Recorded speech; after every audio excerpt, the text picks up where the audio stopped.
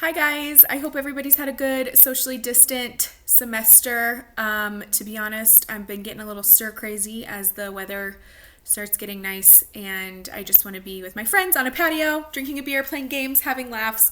That being said, originally I was going to use this project for a recorded book review, but I figured that's a little boring.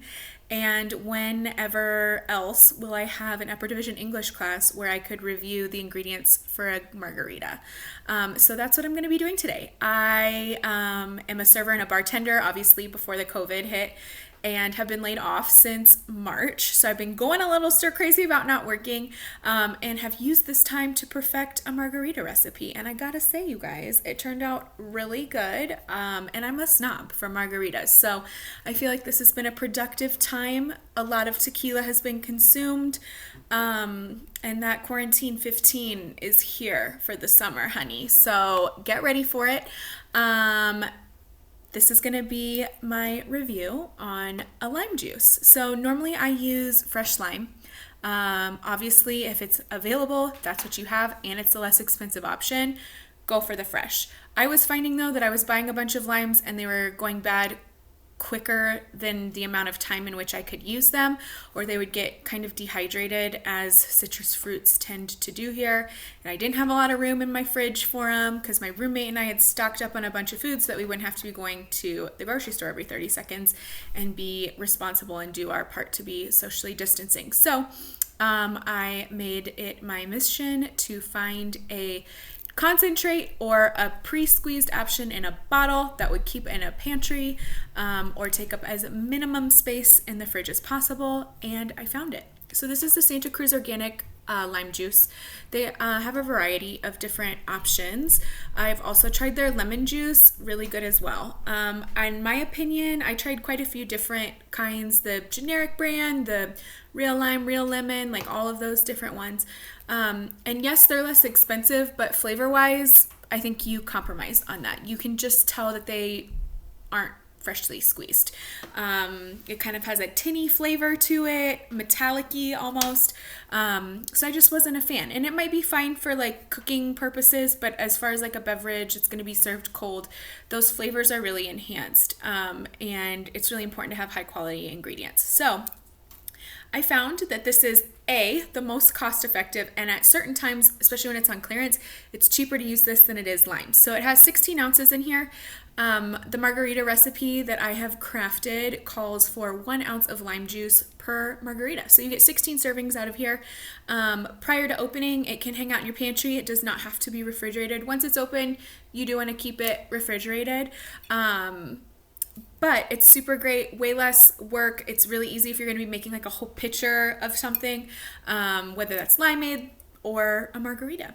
I've also been using this to make mules as well. So it's very versatile in how you can use it. So I would definitely recommend this. It ends up being about 33 cents per serving, which is super inexpensive, especially when limes run at about 59 cents a piece right now.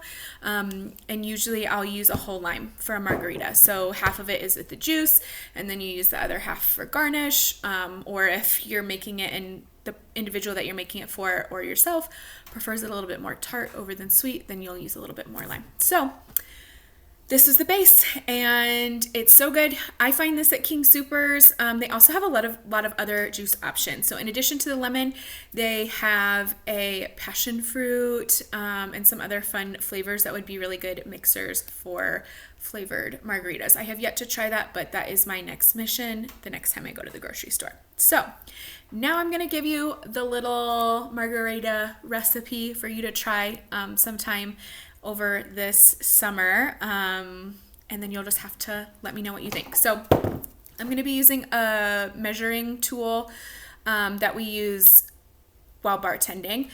This side, the first line is going to indicate 1.5 ounces. If you fill it all the way up to the top, it's 2 ounces. For my margarita today, I'm just going to do 1.5 ounces because I do have a paper that I have to finish after I'm done with this video. The short side is what we do our measurements for the mixers. So the first line in there is 1/2 ounce. The second line is 3/4 ounce. If you fill it all the way to the top, it's 1 fluid ounce.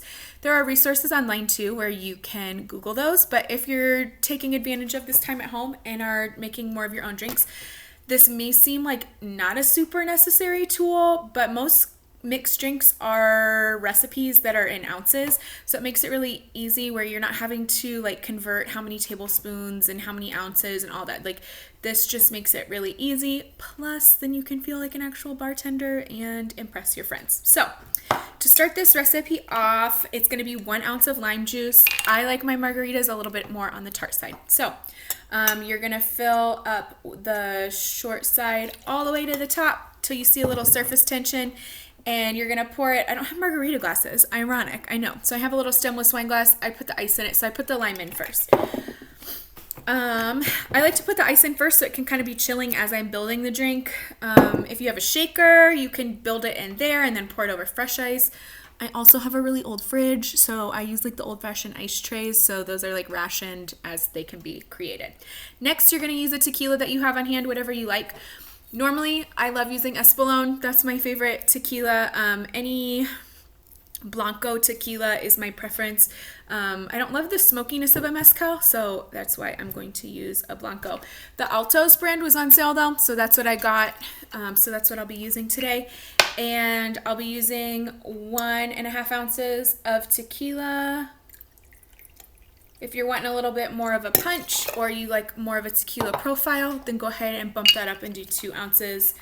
It's 5 o'clock somewhere, right? Next is my triple sec. This one was on sale. I usually prefer Cointreau. It's a higher quality, better flavor profile, and yes, you can tell the difference. But being unemployed currently and on a budget, I went ahead and got what was on clearance instead, and I'm only going to use a 1/2 ounce of the triple sec, so that's going to be that first line on the short side of the measure.